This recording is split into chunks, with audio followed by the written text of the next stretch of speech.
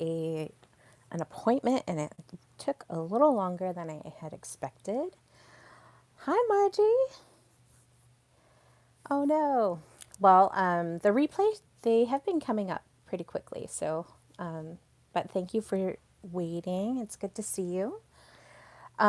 Today we're talking about an exciting thing. So I've been on this huge kick lately to watching all of these. I guess the best way would be like king and queen courts, old movies, or maybe old television shows where it is not old television shows that are kind of in this knights, kings, ladies, lords, all this stuff.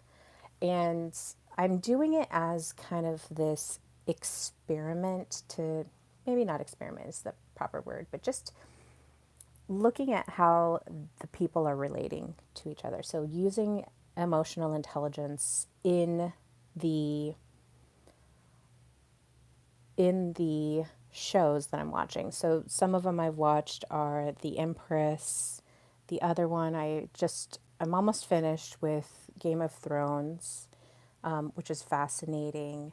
So it really got me to thinking about chess. So I was watching this weekend, I was watching a child play chess, and the child is age 7 and is he was having a little difficult time getting really emotional.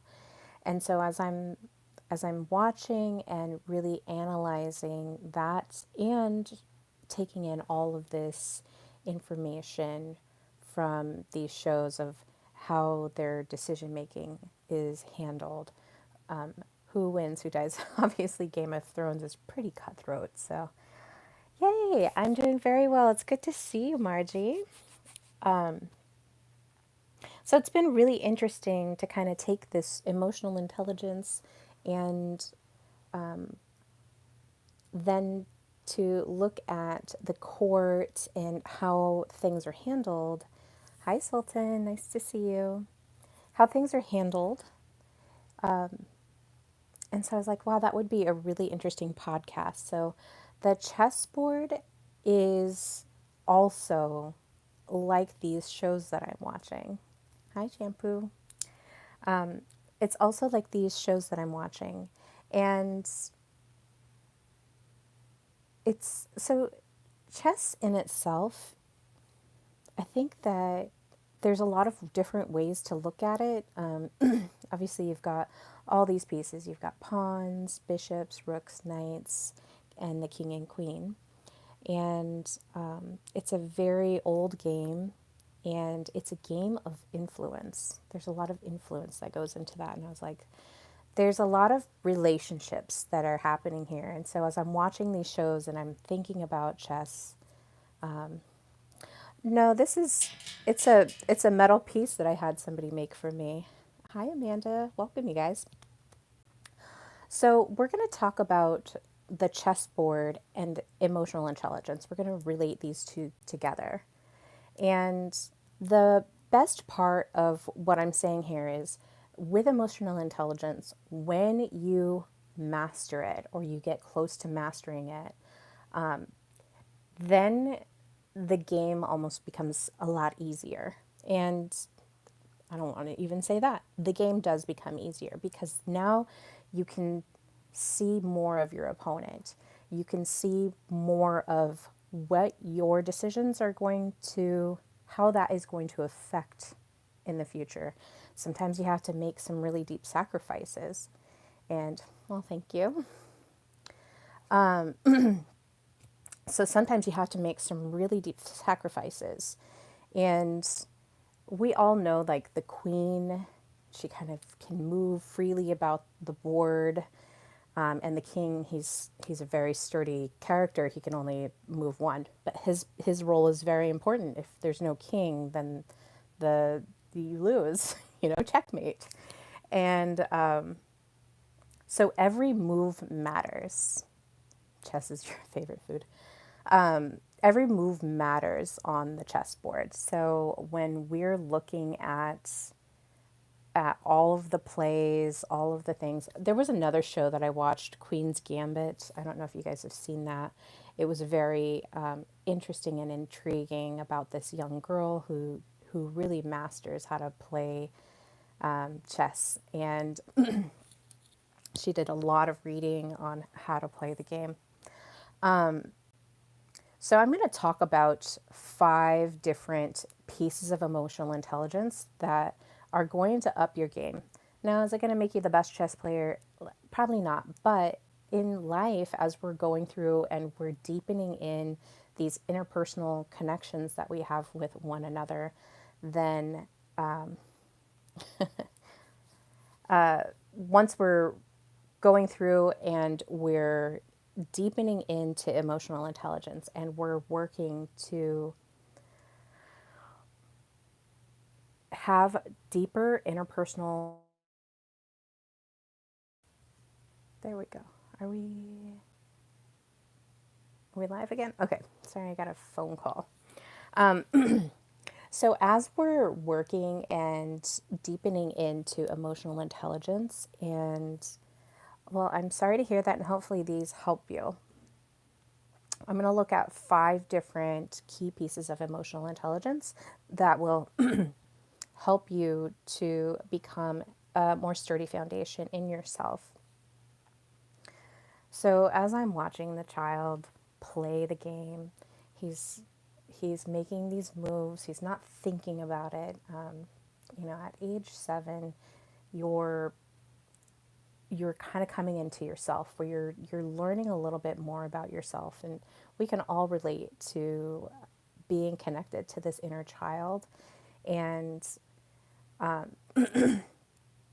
think one of the hardest things for children is the lack of self-regulation that they have. Their brain, their prefrontal cortex is not developed. In fact, it's not developed until you're well into your 20s. So even throughout the teenage years and that young adulthood, you're still having this deeper struggle with managing and self-regulating the emotions. I know when I was young, I had a really, really difficult time regulating my own emotions. I got angry really quickly. I would run away from pressure. I couldn't face conflict. And so I really resonated with this child as we're playing. And with self-regulation, the the emotional regulation that you're going through is going to be important. I mean, it's important in poker, it's important in chess as well, because you don't want to reveal the emotional state, because once you hit this emotional state, and I don't know if many of you have seen it, but there is what they call a bell curve. So it's a chart, and then it kind of goes up and then out. So it goes up like this, and then it goes down. So at the beginning here, where your emotional state is triggered here, as your emotion peaks, you're going to feel the rise of that emotion. So let's say it's anger, and you're angry, and you can feel maybe you made a poor choice, maybe you made a poor decision. So that feeling of anger is rising up to this point in the emotional bell curve where it's peaked. All reason is completely lost, and you like sink right down into your stomach or into your belly. You can feel the sink. You're not thinking with your logical mind, like you're in your emotions. So once you're in that peak emotional state, physiologically, you can't make a proper decision. That's why when children are in the midst of having some sort of tantrum, or they're highly emotional, even being happy, like excessively happy, can cause you to lose a little bit of reason, and then you're just like I get that way a lot. I've been taking ballroom dancing, and so I've been waltzing, foxtrot, rumba, cha-cha, like all these different dances. I go to the socials and I'm just doing all these different dances. And the first time I went, I was so excited. And then as I'm being like led around the floor by these different men who are leading in dance, there's a lead and then there's a follow. And the women are the followers, the men are the lead. It's typically, there's a lot of people that kind of mix because it's a big mixture of people. But as I was going and as I'm being led properly, all reason, my head just swirled. I couldn't think straight. And it wasn't that I was angry. It was like I was so exhilarated. I was up here on the top of that bell curve that all like logical reason left me. And so I was succumbing to this like beautiful relationship that I was in. But I'm still in an emotional state. So when we are in a high emotional state and we're not able to manage that, like if I wasn't able to come down from that and I was like trying to make really heavy decisions as I'm sitting up here in this high emotional state, as I'm coming down and I'm making those decisions, they may not be the best decisions for me. So it's really simple, and it's a really simple concept to understand, particularly if you're parenting a child, you're working on teaching them emotional regulation. So if they're in an emotional angry state, you know to say to them, "Hey, I see that you're feeling whatever. I'd really like to talk to you about it, but can we talk to you about it later?" Or just let them come down. So usually once they hit that peak, you let them come down. And then once they're not in their emotional state, you can hit them, not hit them, but you can go and ask them questions on, what was going through your mind? How can we do this better? So chess requires staying calm even if you make a mistake. I'm from the US. Even if you're making a mistake. So even in all of these decision making, we're getting down to the outliers of this bell curve of where we're regulated. We're able to make sound decisions. And so let's say that you're moving your piece and you didn't fully see the board and now you're going to like lose your knight. Instead of becoming angry, and we've all seen it where they just, throw the board over and everything is ended. As an emotional regulation, you're staying in your, you're not letting that emotional overcome you. So you can feel it coming on and you can breathe and say, that happened. So a regulation is like you're not even going to hit that peak feeling. So as we're talking about this emotional bell curve, we're also preventing some emotional spirals. So we're preventing the emotional spiral, and we're trying to prevent poor decision making. So as I said, even when you're happy, even when you're exhilarated, even when you're angry, if you're up here on that bell curve, hi Champu.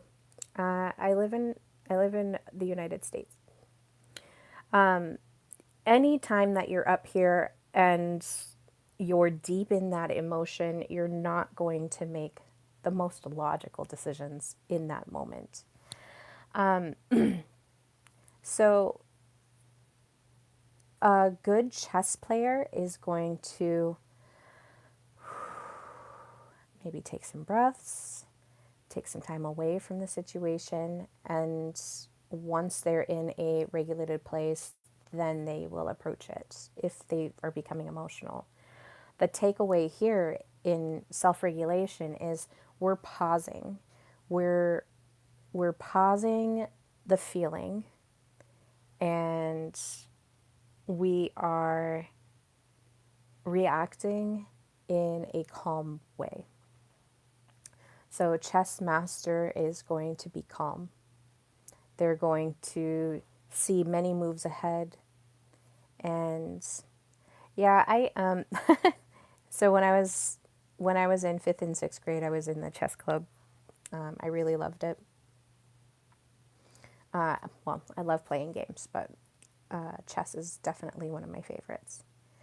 Okay, so in this, as we're regulating our emotions, the other piece of emotional intelligence that helps a chess player do well, or even interpersonal relationships. So say you're in the office, or maybe you have family, you're going to know them. So you'll have a little bit of empathy. So you can, if you have a little bit of empathy, you might know your brother a little bit. And if your brother gets pushed in certain directions, you know that he's going to react certain ways. That's not all the time true, but just as you're like growing up with people, or maybe you're in the office and you just know that, okay, this person, I know that they're likely going to side this way. So you're thinking strategically, which is our next piece here, is strategic thinking. So strategic thinking is, as I said, as the chess master, the chess player is looking at the board, they're they're planning out all different moves. And the stronger chess players are going to have a lot more moves mapped out further. And so they're really working on these long-term goals, is to obviously win the board. But their long-term goals are like, I am going to get this piece, or I'm going to get that piece. And I I think it's funny because when I was younger, I used to think like, as I'm playing chess, you're like, you're basically like murdering the other side, but that's not true. Now that I look at, now that I've thought a lot about it, it really is, you've taken them prisoner. So you have your prisoners that you've captured on the board, instead of like this murderous thought that I had, like, oh, okay, we're defeating, we're conquering. So even in that like mindset of, as we're playing chess, the mindset of, this is how the board is played, I'm capturing, because if you move a pawn all the way to the end, then you can recapture your pieces. So delayed gratification and these long-term planning strategies are going to give the player more success in the long run.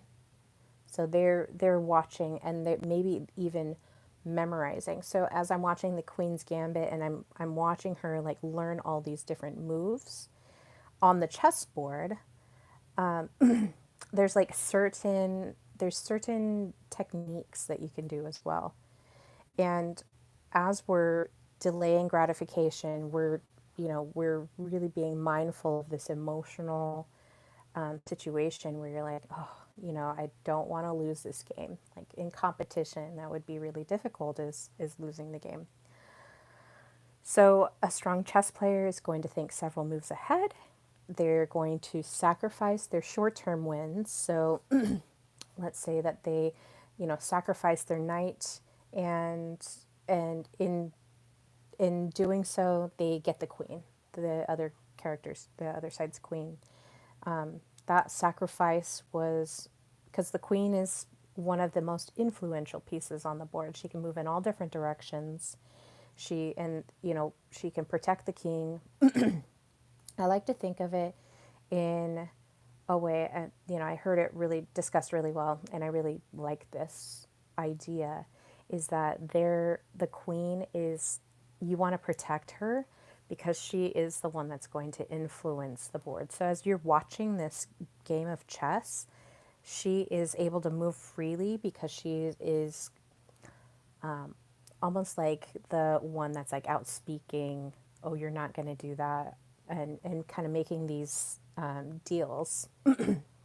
So the queen is a powerful piece because one, you don't want to expose her, but she can move around freely and almost be this, how do you say it?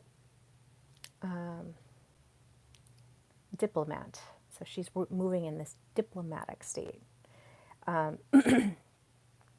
So we think about sacrificing those short term wins, and then in the long run, we're wanting to have long term success. So that delayed gratification in interpersonal relationships comes from thinking strategically, knowing who you're working with, being able to connect with them.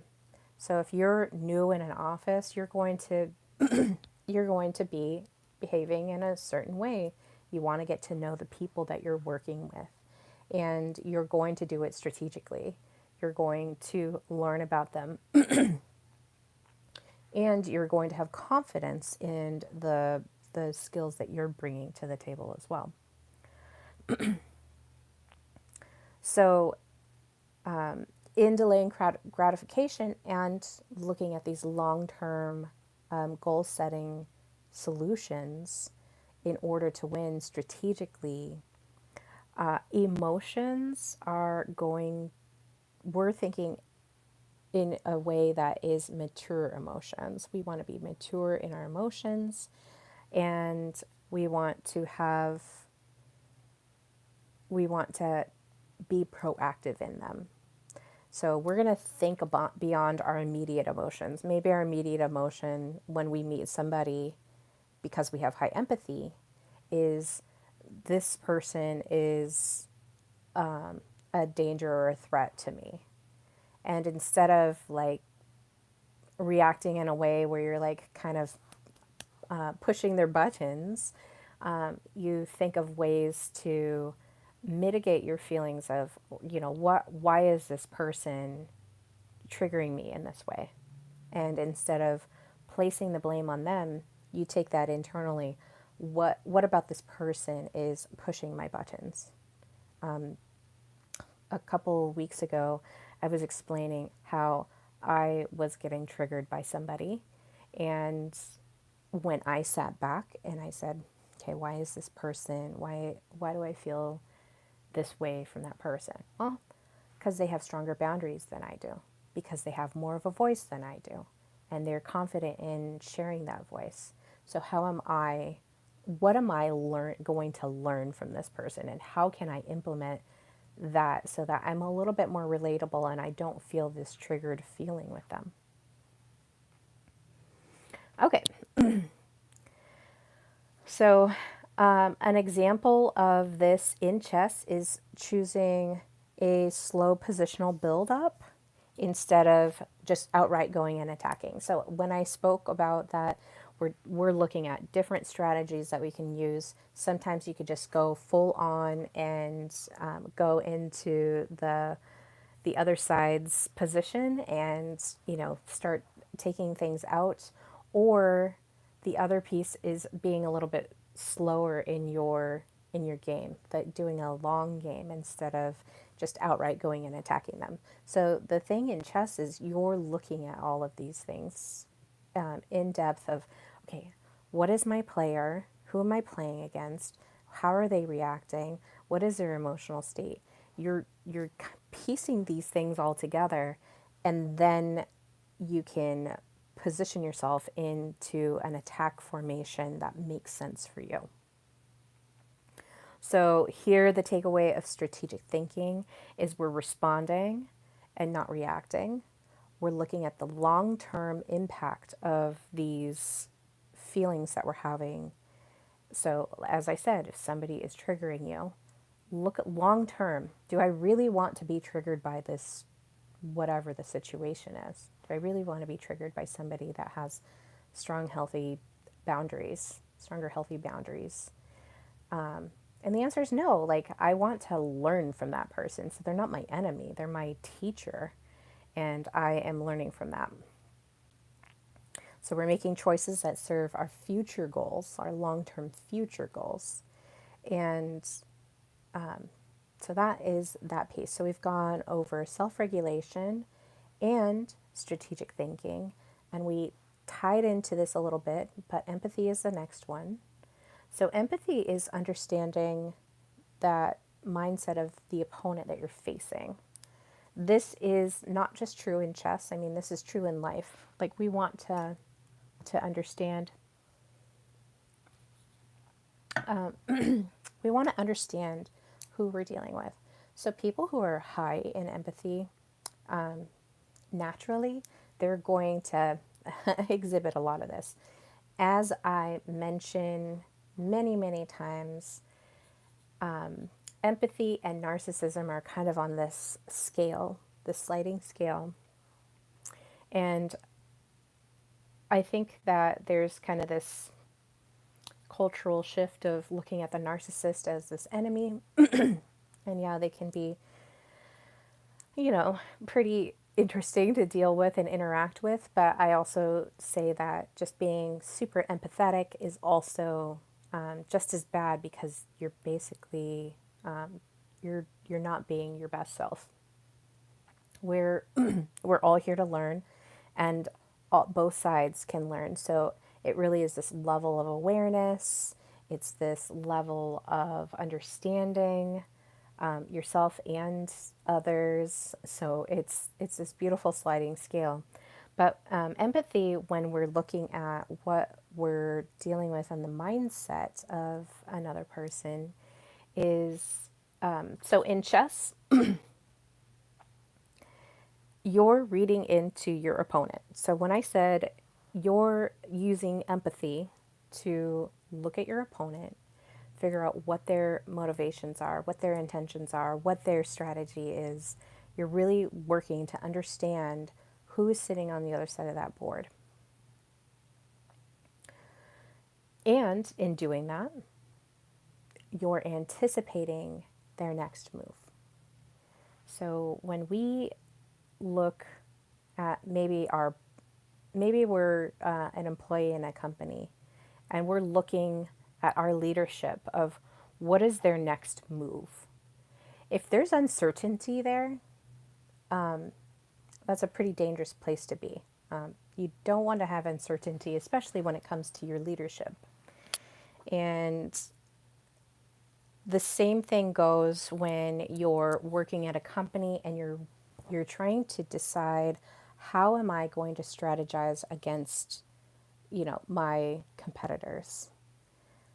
And using empathy to understand that opponent or that competitor, or even your bosses or your leadership, using empathy to understand, like, why did they make these decisions? And finally, does it align with who I am? So we want to be in alignment with who we are. This is emotional intelligence, is being in alignment. It is mastering your connection with yourself, and thereby yourself and others. So we're looking at all of the moves that could be made here. So a good chess player is going to see, okay, here's this move, and I know that my opponent, like, maybe you're trying to get some information, you're like, I'm going to make this move and see what they say. So in, like, Game of Thrones,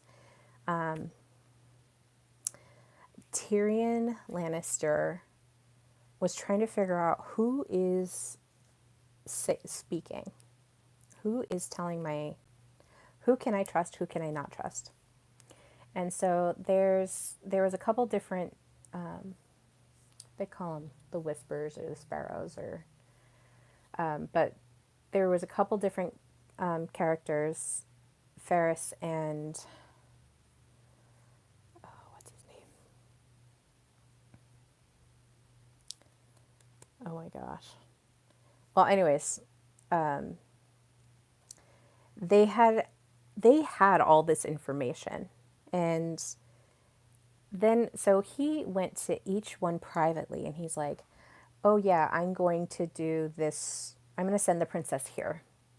or I'm going to send the princess here, or I'm going to send the princess here. And they were all different. So his strategy was telling them he was sending the princess to get at his sister.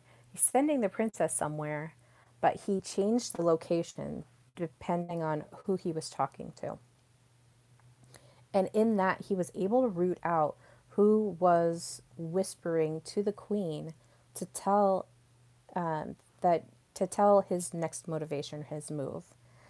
And so he strategically knew the players, and he knew how to get them to speak based on giving the information that he gave them. And so he was able to root it out pretty quickly of who is telling my secrets, who can I trust and who can I not trust.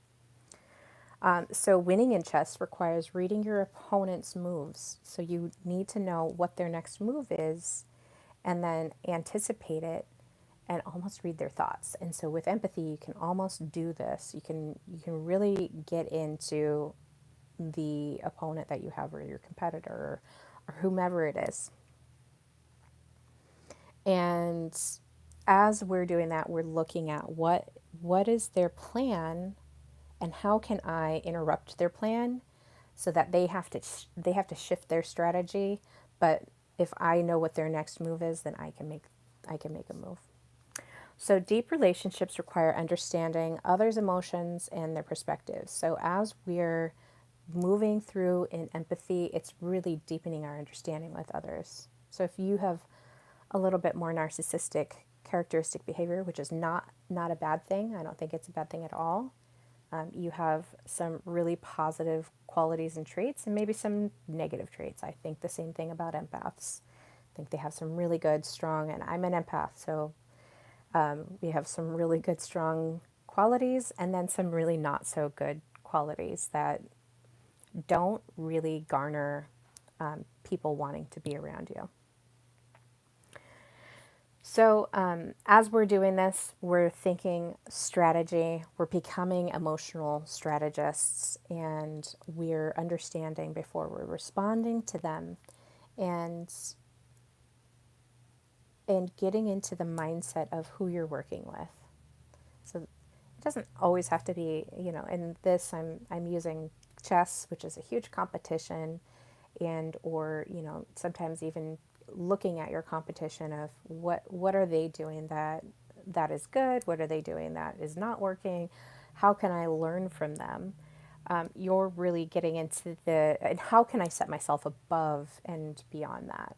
So in our personal mastery, we're wanting to raise our own frequency through emotional intelligence, and we want to become really strong interpersonal players with others. And some people don't have this skill. It can be learned, but sometimes it's really difficult to learn that as well. So you do that with empathy. So you're able to kind of get out of that almost self-absorbed, narcissistic self-love with the confidence. You're able to get out of that and harmonize it with that empathy. Okay, next piece is adaptability.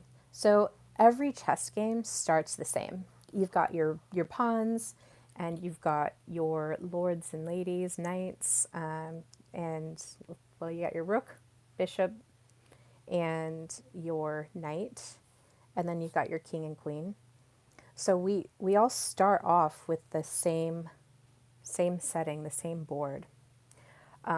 No chess game is going to go exactly as you plan. So as I'm thinking about the 7-year-old that's playing the game and is getting fairly emotional about it, I'm also thinking like, yeah, but then you play another game and you play another game and you slowly learn how to move. You slowly learn how to plan. So no game goes the same, and it definitely is in this moment, figuring out how you're going to adapt to that situation. And this is true in life. Sometimes you have to adapt a lot more than others. women have really strong adaptability because as women, we tend to be a little bit more empathetic, and so we can quickly become attached to certain situations, whereas men typically don't have that strong. They can still be adaptable, but they don't have that strong emotional connection with others, a higher empathy. So we're looking at resilience in the face of uncertainty. And resilience is, I talked about it last week. So that was one of the 9 characteristics. Empathy was one as well. And I don't know that we talked about regulation, but regulation is also definitely a really strong quality that makes a man absolutely attractive and magnetic. But a man who is adaptable, who's able to go into, I talked about it last week. So, a man who's adaptable and is able to go from being in one setting to another and adapt to it really well is going to be really attractive to a woman because she's going to feel safe in different environments and she can kind of move freely. We were talking about that queen who has that influence. You want to be able to take her to different spots and locations. Oh, I watched Bridgerton too. So, Bridgerton was another one where there's like all these conflicts and super dramatized, and I really love watching it. It's fascinating to me. But we're looking at adaptability. So when we're when we're strategizing and we think this is a really good move, this is going to work for me, we have to be able to know that it can fall apart. And I'm sure this has happened to everybody that's listening. When things fall apart, you don't want to. So that's what resilience is. Resilience is standing firm in who you are while everything falls apart. And you have to sit there in your adaptability and really figure out, how am I going to make this work? I I feel like my adaptability is fairly high. I have moved around. I really enjoy kind of shifting. I also enjoy having a routine. So for me, if my routine gets out of sorts, then I have to kind of put in my adaptability of how am I going to make this work because it's not going as planned. And the shifting, you can be reactionary, which is, we're in our emotional, oh my gosh, everything is falling apart. My life is boring, or it's just monotone, like it's dull. What am I doing with my life? And maybe you're feeling like a little challenged by that. So when things change, I remember not the last job I was at, but the job before, I remember feeling like it was so routine that I felt like a robot. And I felt like anything that happened that would change my routine was so I had low adaptability in this situation. Anything that changed in my routine, if there was any changes, was a threat to me. And the truth is that adaptability can be, it's not necessarily a threat. It could be a promise for something new that's better. It took a lot of, it took a lot in me of just letting go of what I thought the plan should be, of what I thought was supposed to be the right thing. I thought I was supposed to have a house. I thought I was supposed to have the family. I thought I was supposed to have, the car and the credit debt and all this stuff. I thought I was supposed to have all of that and also have this desire for more. And the truth is, I bought into a dream that just wasn't truly mine. I bought a house that I didn't really want to buy. I bought I bought into a career that really was just using me as kind of, it was a little robotic. So my adaptability at that time, this is about 10 years ago, my adaptability at that time was really low. My emotional resilience was really low. And I'm saying this to you guys is that because we can build on it. We can grow into more. And my inability to embrace that change and to not handle the setbacks or the things that would come in and kind of throw a wrench into my plans, because I had low adaptability and a low emotional resilience, it hurt a lot more than me just learning to be adaptable. So now I know that I can be adaptable, that stories can change, things can change, and it's almost welcome for that to happen. What do I mean by that? So I believed in the story that I had to have that that I had to have this career. That if I was going to move up on the ladder, that I had to stay in it. And that's not necessarily true. The truth is that after a couple years, after you're somewhere for a couple years, sometimes you can use that position to negotiate yourself into something better. And people do that all the time. It happened all the time during the quarantine phase. People were losing their jobs, and then they ended up getting better jobs, better paying jobs, better people that they worked with. So adaptability and change, as we're embracing it, is not a bad thing. And holding in our resilience as we're going through those things, as we're going through those changes, and we're learning to shift our strategy, is going to be the biggest flex that you can do. So we want to be flexible and adaptable. And we want to do that in emotional resilience. We want to have that inner strength of no matter what happens, I am here. I am here in my body. I can I can manage my emotions. I'm regulating my emotions.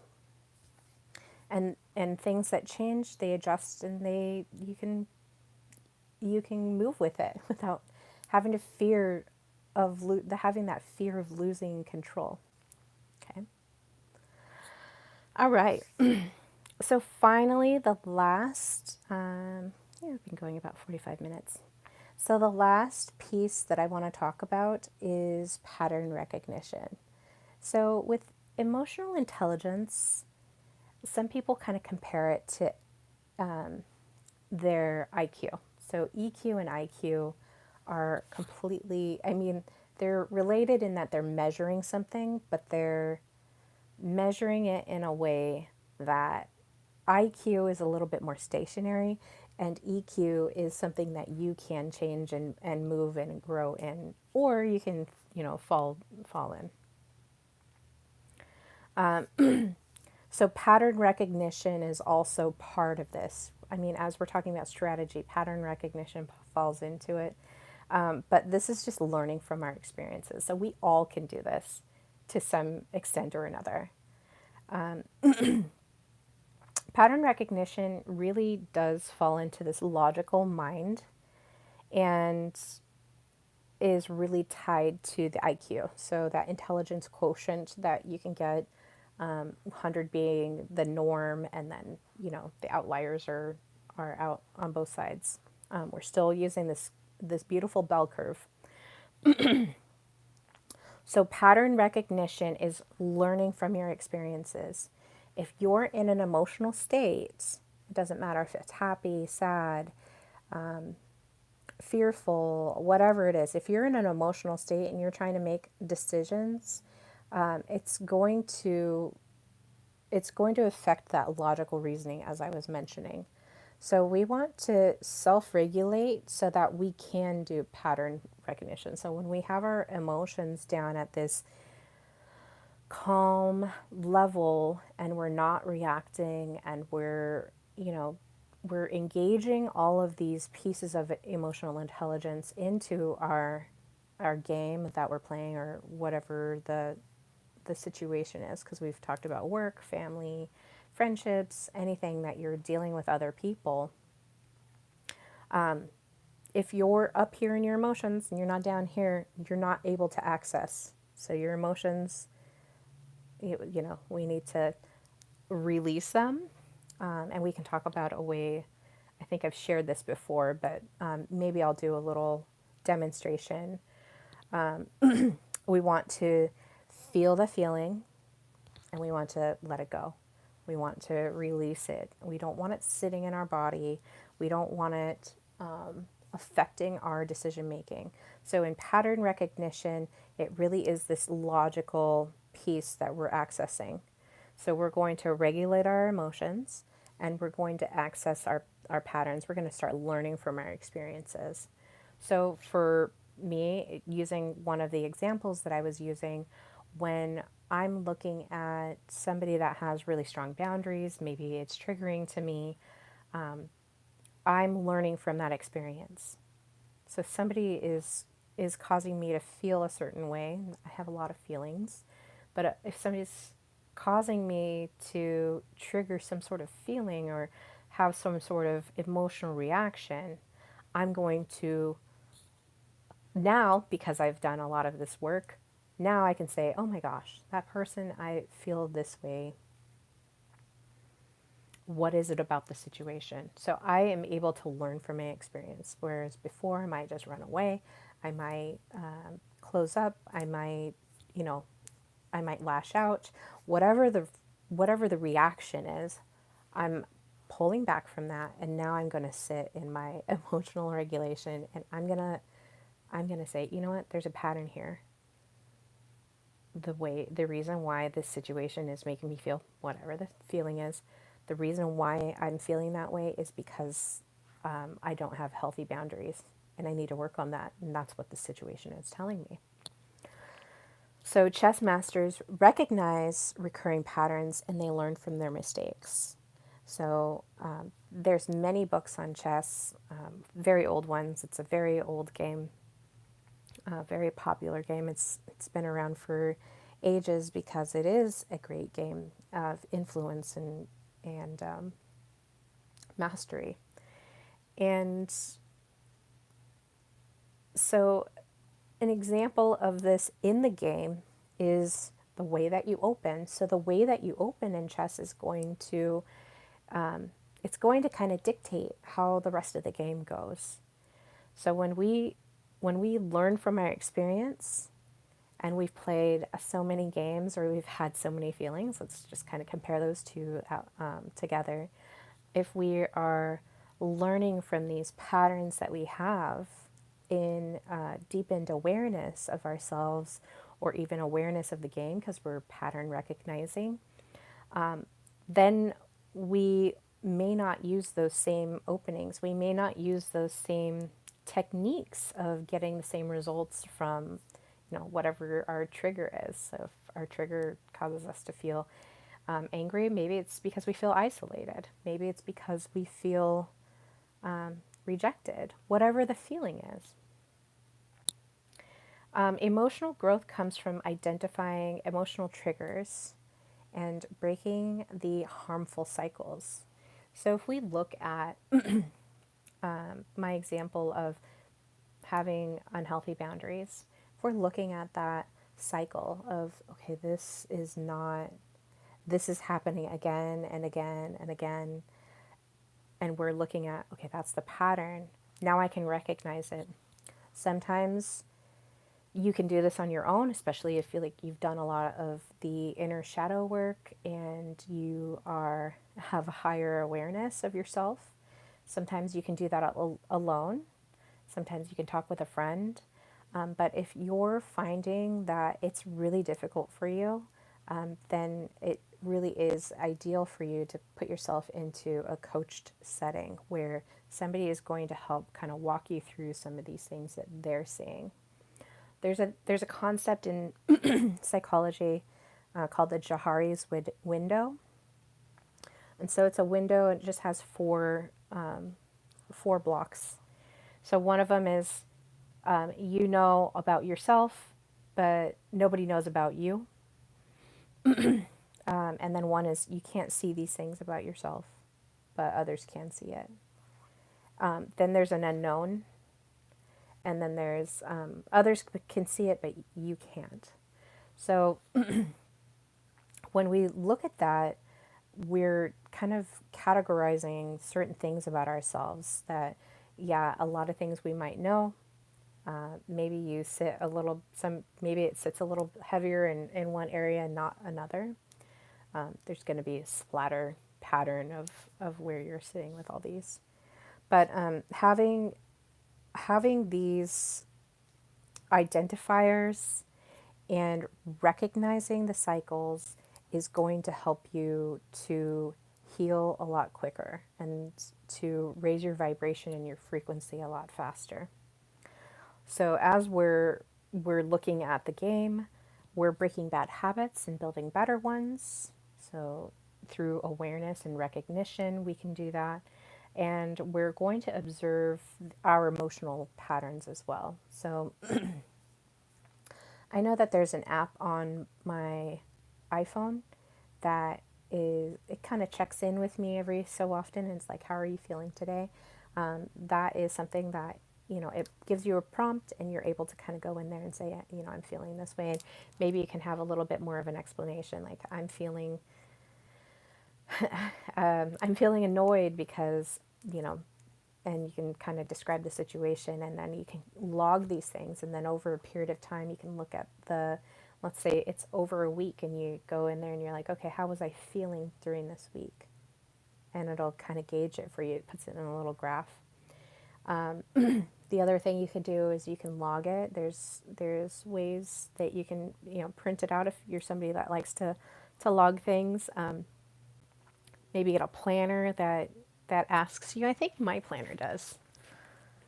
Oh no, it just asks for gratitude.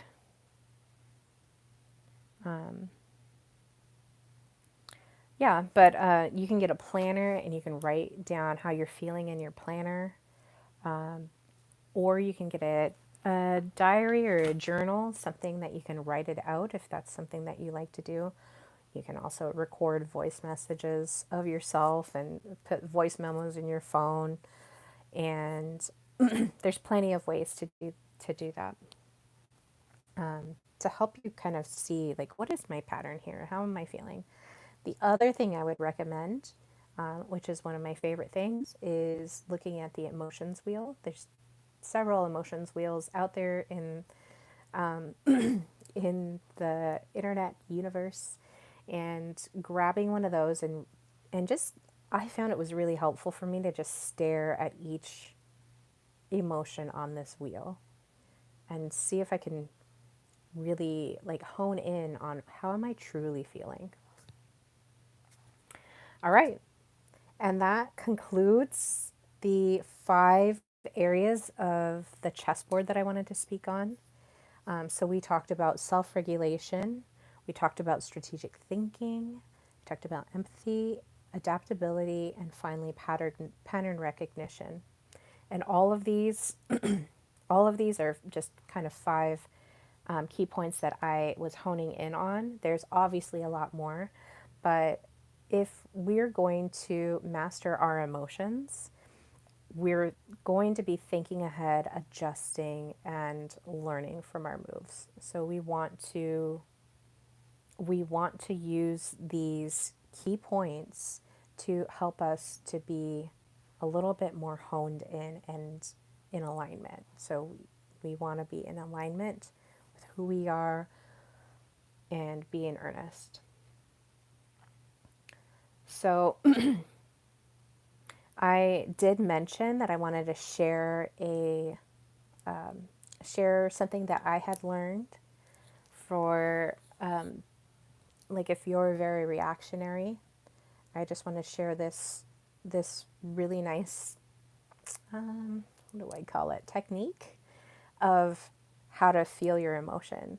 So if you're anything like me, a few years ago, I was an ice queen. Like I would not get emotional. Something would happen and it wasn't healthy, but I wouldn't react to it. I would just look.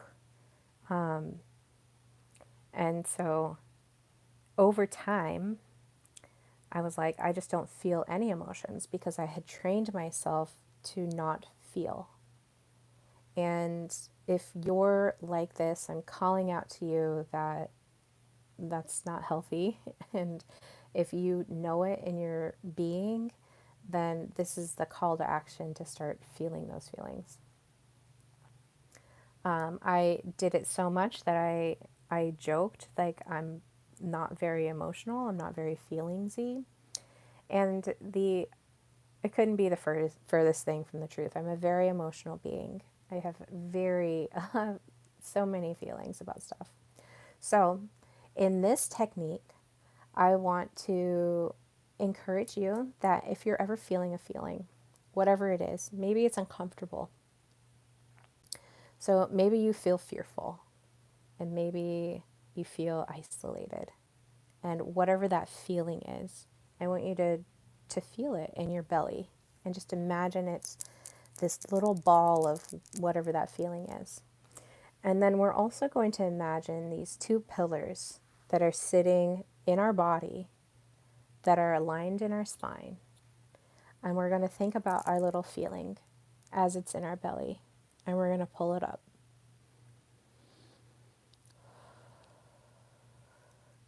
And as we're sitting, it shouldn't take a long time. But as we're feeling it, whatever that feeling is, we're going to imagine that ball of energy, whatever that feeling is, we're going to imagine it going up these pillars. So these pillars are helping guide it up and out of our bodies. Remember to breathe. Breathing is helping move our energy through our body as well.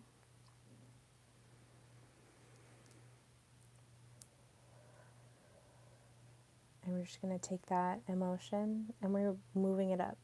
And you can help move it however you want, whatever looks proper to you or whatever feels right.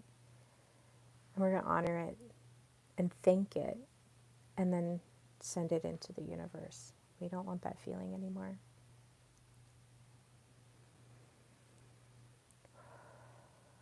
Now you can do this with any feeling. You're probably not going to do it with like happy ones. If you're feeling happy and exhilarated, you're probably just going to like want to be in that. But for things like fear is so heavy in our society right now. Our central nervous systems hold it, and we're working on releasing that. So do this activity. Just think about that feeling in your belly and then move it up and out of your body and send it back into the universe and thank it for serving you in whatever capacity it served you in. Okay. So I hope that was helpful for you guys. I apologize for being a little bit late. We'll be coming on next week. I think I might be coming on at a later time as I may have a guest. So I am working that out. I will make an announcement on my channel here. If you're watching this, please like and subscribe. Thank you so much for being here. And I look forward to meeting with you guys again next week. Take care.